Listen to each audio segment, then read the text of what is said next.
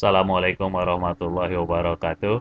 Ya, perkenalkan nama Bapak Januar Nogiardani atau lebih sering disapa Egi. Bapak di kelas 11 ini mengajar bahasa Indonesia di semua kelas. Sebelumnya, mungkin kalian ada yang sudah mengenal Bapak ya ataupun yang belum. Nah, bisa berkomunikasi juga melalui WA gitu. Karena situasinya sekarang seperti ini yang mengharuskan pembelajaran menggunakan metode daring ya. Jadi belum bisa bertatap muka langsung dengan kalian. Nah, ya, kalian yang belum tergabung, teman-temannya yang belum tergabung di Google Classroom, silahkan mohon diinformasikan lah. Ya, kemarin kodenya sudah Bapak share di grup kelasnya masing-masing. Jadi, mohon diharapkan bisa bergabung dengan grup Google Classroom-nya. Karena kemungkinan pembelajaran akan tetap menggunakan metode Google Classroom atau Zoom Meeting untuk kedepannya supaya bisa berinteraksi dengan kalian. Ya.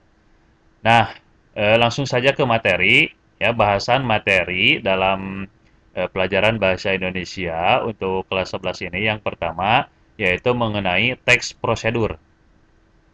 Nah, dalam pembelajaran kali ini, kalian sebagai peserta didik, tujuan pembelajarannya yaitu harus mampu memahami pengertian teks prosedur. Itu yang pertama.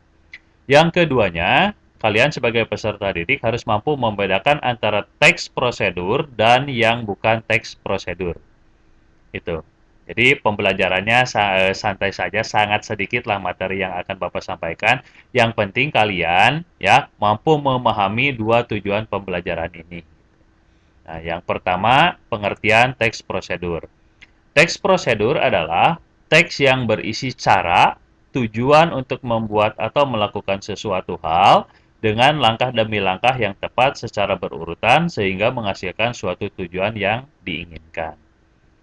Kalian pernah tidak belajar seperti ini mengenai teks prosedur? Ya, pernah. Kapan? Waktu SMP. Waktu SMP juga sudah, tetapi mungkin bahasannya bukan teks prosedur, tetapi bahasa petunjuk kalau untuk di SMP itu.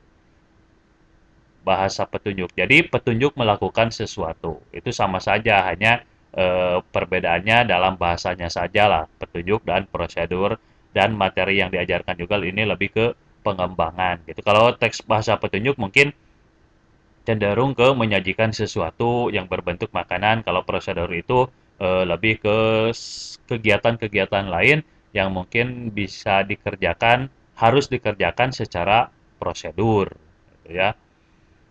Nah, contohnya ketika kalian mau memasak mie, ya, memasak mie, mie instan, mie rebus, gitu. Jadi kalian biasanya melihat, pernah nggak melihat dulu di belakangnya ada prosedurnya seperti apa langkah-langkahnya, mulai dari merebus, menunggu sampai matang, kemudian disajikan dalam piring atau mangkok. Nah itu kan ada langkah-langkahnya, itu adalah yang disebut prosedur.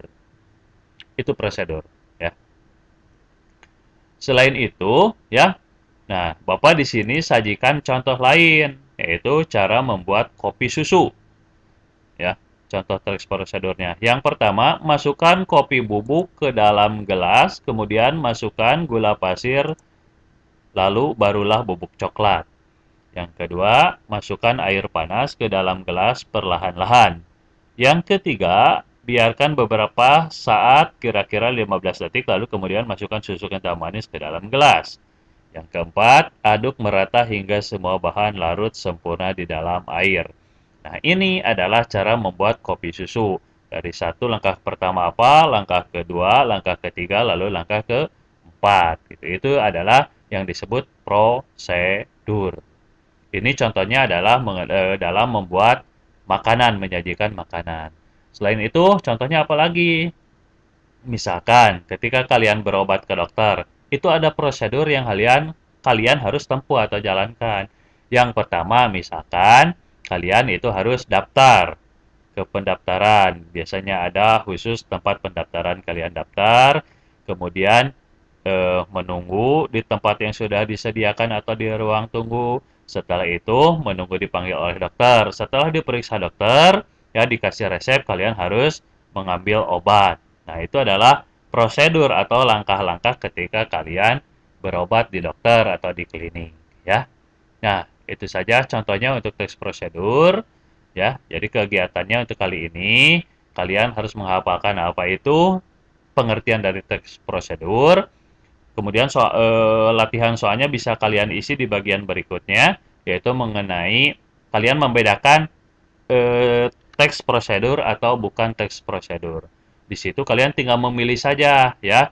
Bapak sudah sajikan teksnya, kemudian di pilihannya itu termasuk teks prosedur atau bukan.